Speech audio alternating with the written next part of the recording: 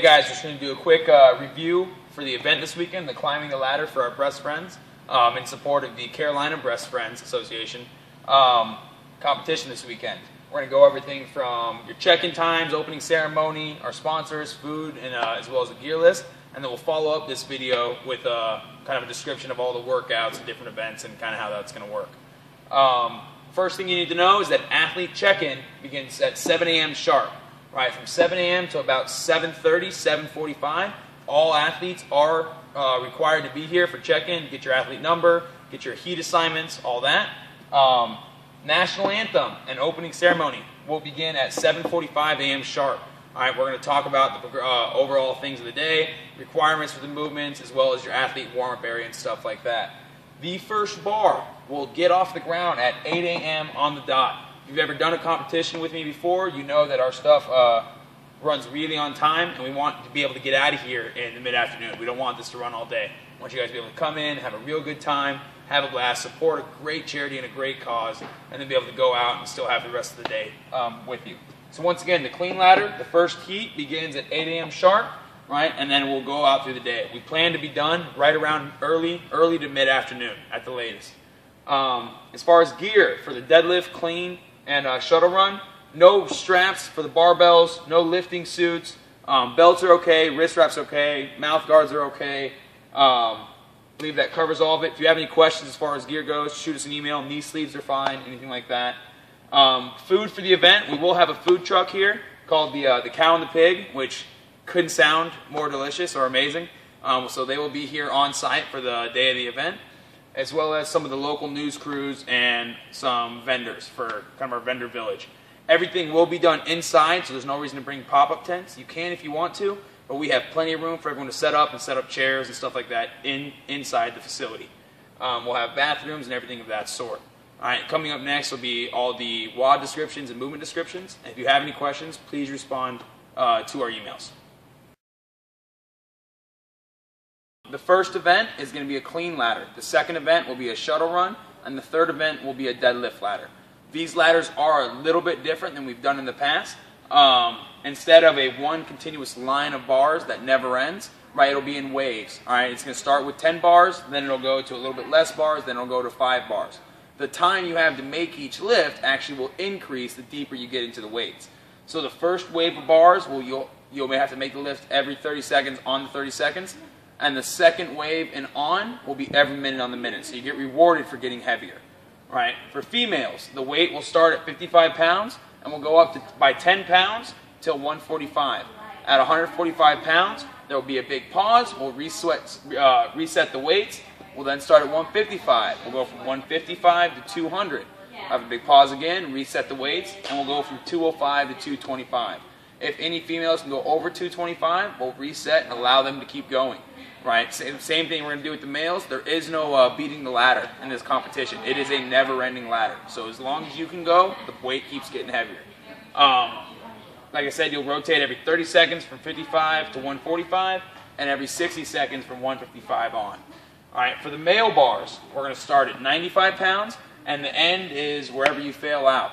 The first wave, or every 30 seconds on the 30 seconds wave, will be from 95 to 215. All right. Then we'll have the switch out in bars, switch out in weights. We'll then go from 225 to 295, pause, switch out weights, and then 300 to 325 and on. All right, I know this might seem a little bit confusing, but just think of it this way. If you've ever done a powerlifting meet, everybody will start at 95 pounds and everyone will go through, right? And then we'll switch out the bars. Everyone will then go through 225 and on. And as the weight gets heavier, everybody will get filtered out. Right? The tiebreaker for this event will be every successful jerk completed overhead will be an additional 100th of a point. So if we have 5 guys all tied at 225-pound cleans, right? They'll then have 225.05 for taking the 95 bar overhead, the 115-pound bar overhead, the 135 to 155 and 165. Right? So you can clean and jerk. You can jerk every single bar overhead as far as you want to, for that extra 100th of a point. Okay? And we're going to take it over now. We're actually going to go through some demos of what's acceptable and what's not acceptable, and then we'll show you the shuttle run standards as well as the deadlift.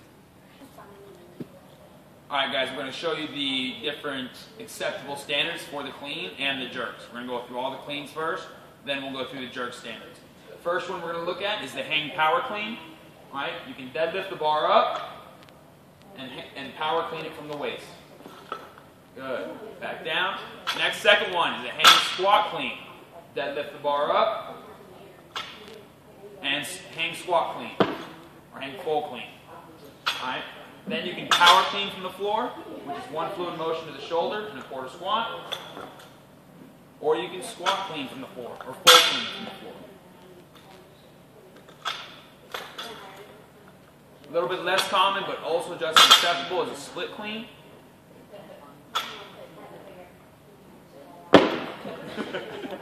Paul doesn't have much experience in that one, but it's also acceptable.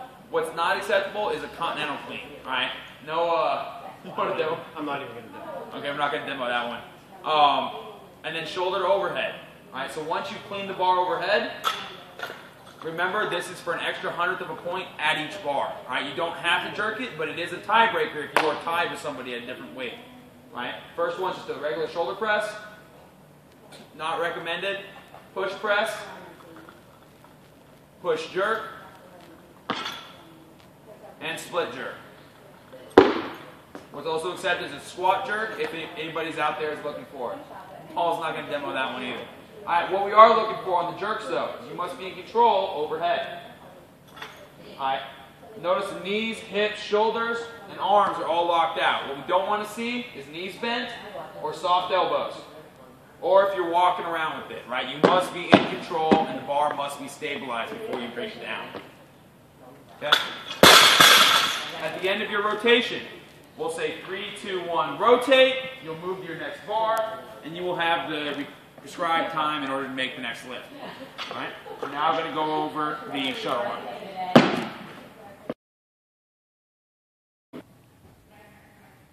All right, guys. Our next event is going to be the shuttle run. All right, the shuttle run is going to be very similar to the workout Death by 10 meters. All right, you're going to have a 1-minute time frame to run each prescribed set of distances. So, the first one, everyone's going to start at 5, right? We're not going to start at 1. We're going to go ahead and start at 5 for the shuttle run. All right, so Sydney's going to take off. 3, 2, 1, go. She's going to run 5 times down and back. So 1, 2, 3, 4, and 5. Say this is 5. She's now on 5. Pauses. Excellent. So, at the end of the minute, she can now rest, right? So she's resting till the next minute starts. When the next minute starts, she'll have 6. 3, 2, 1, go.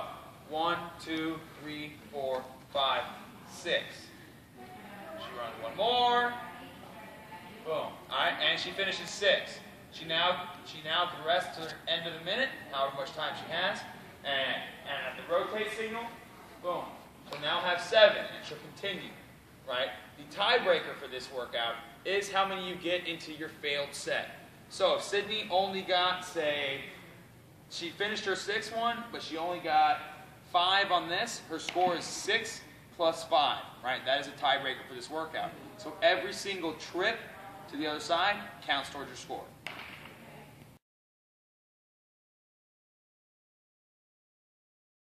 Alright guys, we're going to go over the last event now. The last event of the day is the deadlift ladder. It should be the most fun ladder of the day.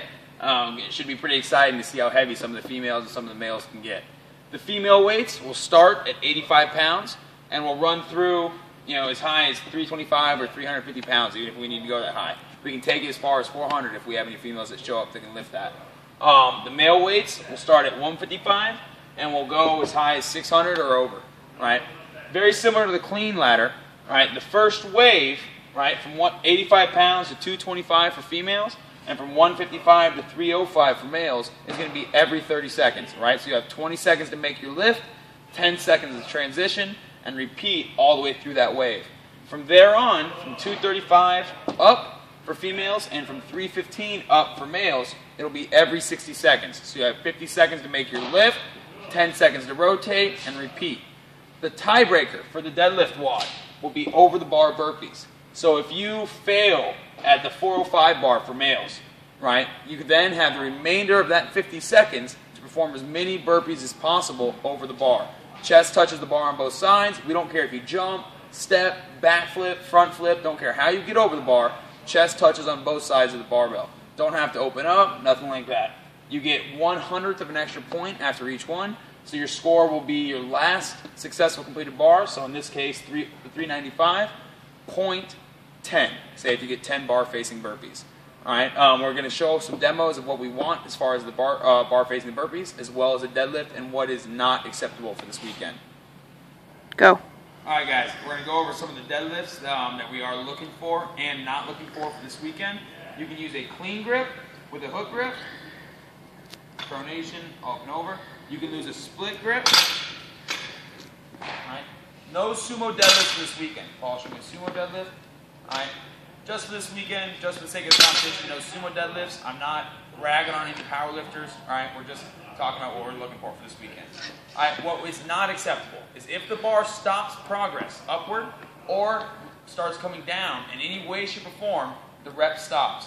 So there's no hitching, there's no humping, there's no catapulting, right? It is one straight up motion from the ground. No rep. Show me a good one. One last good one. And stand. If it slows down midway and he grinds it out, as long as the bar keeps coming up, it's fine. Once the knees rebend or the hips rebend, the rep is over and your judge will no rep the movement. All right. For the bar facing burpees, right, you can face however you want. All right. There's not a whole lot of rules with this. As long as your chest touches the ground, all right, and you jump over the bar.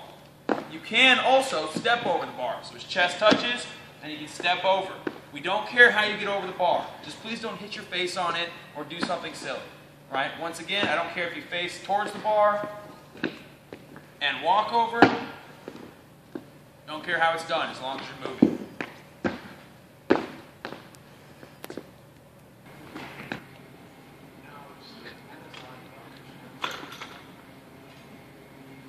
You gotta act more.